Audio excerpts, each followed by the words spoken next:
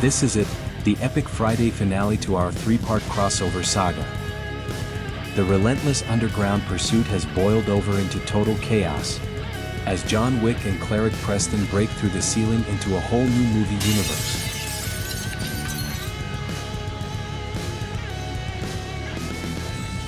As the laser tracks downward, we use high-contrast outlines to capture the absolute momentum of their mid-air grapple, transitioning from firearms to brutal hand-to-hand combat. They smash directly into the underground sewer café from Demolition Man.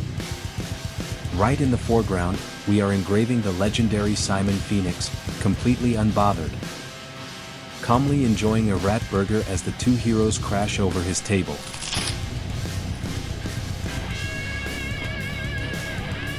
Look closely at the background masonry. We've layered finer, lighter hatching lines to reveal John Spartan fighting Blade in the shadows. But the ultimate Easter egg is the original smoking manhole cover hidden in the corner, locking the series into an endless loop.